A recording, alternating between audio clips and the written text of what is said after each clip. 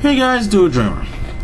So I want to give you my quick thoughts on the whole situation with Alberto Del Rio getting released. So, from what I've heard, there was an altercation between an employee of the WWE who happens to work in the social media department. And what happened was the guy was eating at catering and left a mess after he was done. And the caterer was asking him, "Can you please clean up after yourself?" And he said, "No, that's Alberto Del Rio's job." And then when Alberto Del Rio got wind of this, he confronted the man and told him, "You need to apologize because it's actually, kind of insensitive, racially insensitive, actually, because it's sort of stereotypical when you're saying, oh, he needs to clean it up." And, stereotypes is that janitors are Latino. So I understand why he would be upset with that. And the guy refused to apologize, and that resulted in Alberto Del Rio slapping him in the face, and with that resulted in him being fired. Now I'm gonna say this from a professional, because I'm also a professional wrestler, so I'm gonna say this from professional wrestling stance, not a fan stance. Okay, now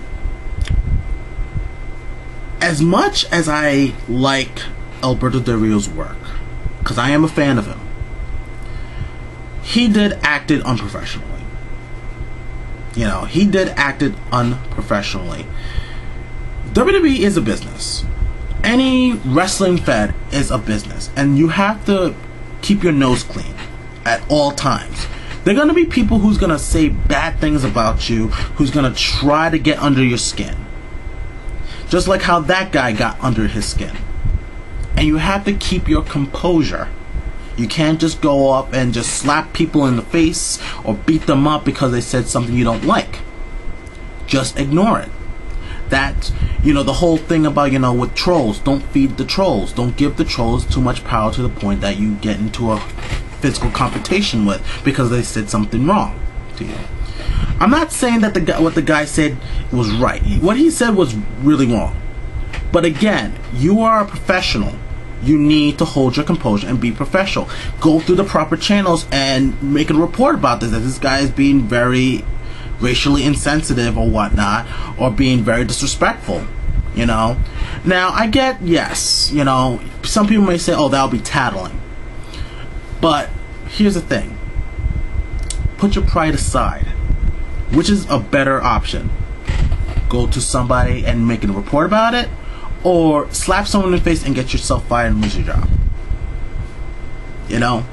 And I go through this sometimes in the indies where people try to get cute with me, and I just ignore them, because if I were to make any kind of physical confrontation with somebody who said something wrong to me, not only it would make me look bad, but it will make the company I work for look bad. And that's what WWE is looking at. Because what if Alberto Del Rio had some person come up to him and say something so mean to him, like say a fan, or someone who works at a restaurant, or someone who works at a gas station and whatnot. You get what I'm saying. What if they said something wrong to him and then he ends up getting into a physical confrontation? Who is not an employee of the WWE? There will be lawsuits up the ass at the WWE, and WWE doesn't want that. So with that being said, like I said, I understand why WWE did it. I just hope he wasn't the only one being punished for it, because the guy did instigate the whole situation. So I feel he should be punished too for being cute with him. Alright, so that's all I have to say about it. I know some people may think why would you say he deserved being fired? Again, like I said, it was unprofessional, and I can see that from a wrestler's perspective, from a business perspective. Okay, so. But I will miss his matches. He was one of my favorites.